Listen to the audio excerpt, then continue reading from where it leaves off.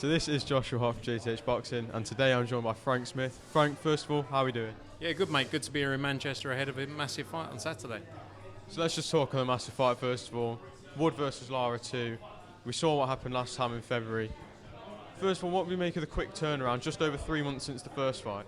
Yeah, look, all respect to Lee Wood, because a lot of fighters wouldn't have taken this challenge. You know, to get straight back in there with a fighter like Maurizio Lara, we know what he's capable of. We've seen it on multiple occasions now. But at the same time, you know, he believes he can go in there and get the win. You know, in that first fight, he was winning the fight and then got caught. But look, it's what we love about boxing. You know, both fighters believe they can go in there and get the win, and it's an exciting one, and everyone's buzzing to see this happen again. It's going to be a change of place for Lee Wood. Normally, when we talk about Lee Wood, it's normally Nottingham as well. Being from Nottingham myself, it's different having it up in Manchester. Do you reckon that's something that could potentially almost go in Lee's favour, or do you reckon it could go against him? I think these fighters are so experienced now, fighting all over the place, that sort of goes out the window. It's a real shame that we couldn't do it in Nottingham. You know, we obviously worked hard to try and get it in Nottingham. It was a date we had set, so we couldn't move around. They had an event on in the arena. But, you know, Manchester's a great fight location. We've seen great events over the years, and looking forward to delivering another one on Saturday. Got some decent, you know, great local talent on as well. You know, Anthony Croller's brother making his professional debut, William Croller, excited for that. Got Campbell Hatton, Aqib Fiaz, you know, locally, and a stacked card as well, you know, so with some other fights on the card. Let's just quickly talk about Jack Catterall. It's been a very frustrating period for him. Last time, it was over a year ago since he was last in the ring. It was that outrageous decision against Josh Taylor. Is it the key for him now, activity and staying active? Yeah, 100%. You know, like I think we said a few times, it's been 450 days since he was out of the ring. You know, he won that fight against Josh Taylor. Unfortunately, not on the scorecards. Everyone else, you know, knows he did. And you know, that's the cruel part about this sport, because his life would have been completely different. He knows what level he's at. You know, people saying Foley's not a walk in the park for his comeback fight after that long out the ring, but Jack Catterall was at a high level of this sport, and he didn't want to walk in the park, quite frankly. You know, and like you say, the key now for him is activity. Get him out May 27th, and then get him out again in September. You know, because I think he's had 3 fights in 3 years, something like that. And you know, at his level, at his age, he needs to keep active. So that for us as a business is what's important. Interesting time in the 140 division. Obviously, we signed Regis Prograis, who fights June 17. Some talks around potentially working with Subriel Matias as well. You know, Devin Haney looking to come up to 140. You know, there's lots of big fights to be made. So exciting time for Jack. And looking at Jack's team as well, obviously he had Jamie Moore and Nigel Travis in his corner. They've obviously coming off probably the weekend of their lives with Chantel Cameron. Just talk to me about Dublin at the weekend and how special that occasion was despite the results. Look, unbelievable. You know, a special night in Dublin. And we knew it would be. But it delivered even more. You know, being in there, I was saying I watched back the show, I watched back the Gary Cully ring walk. Although the result didn't go the way we wanted for that fight, it was like something I've never seen before. Honestly, one of the best atmospheres we've ever done. And, you know, respect to both Katie and Chantel, because they both took a test in there. They didn't have to. You know, Katie on her homecoming. Chantel called for this fight for a long time, and respect to them both. You know, Chantel, I believe, look, it was a great close fight. I believe Chantel deserved the win.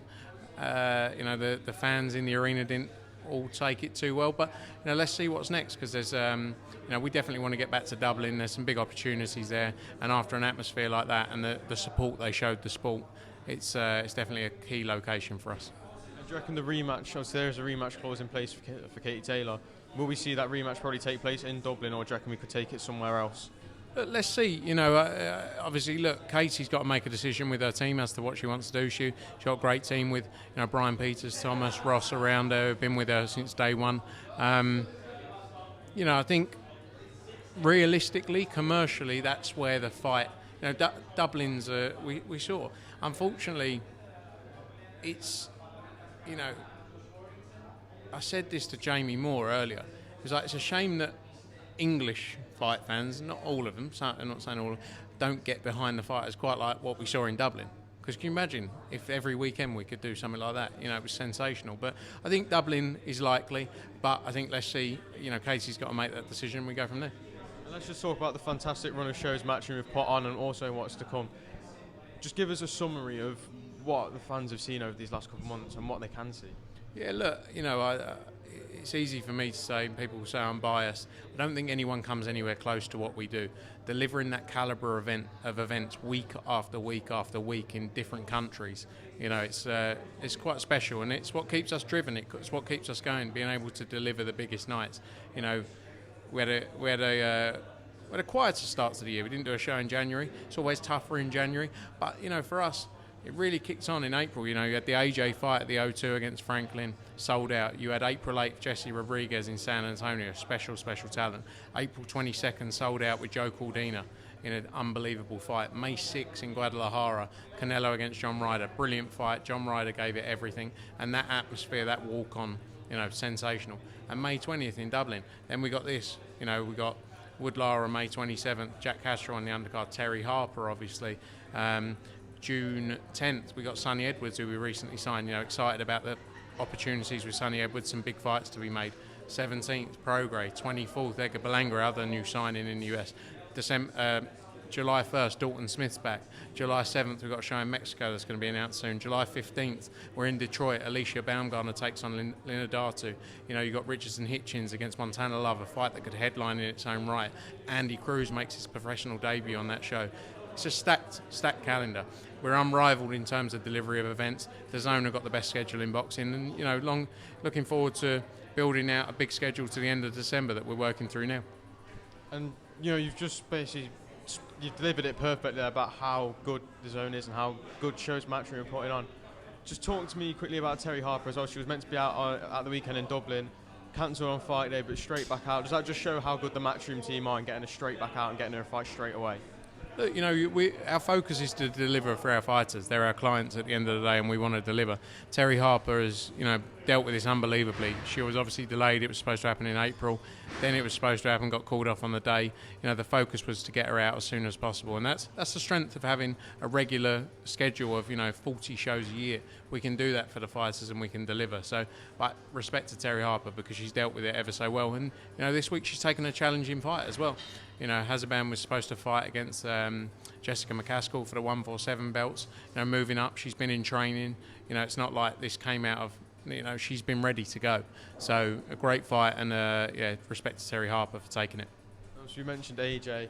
Originally there was a plan in place for AJ. Well, there was supposedly a plan in place to get him out in the summer and then December, but now it's looking like possibly Wilder in December. Just talk to me about what possible plans there are in place for AJ.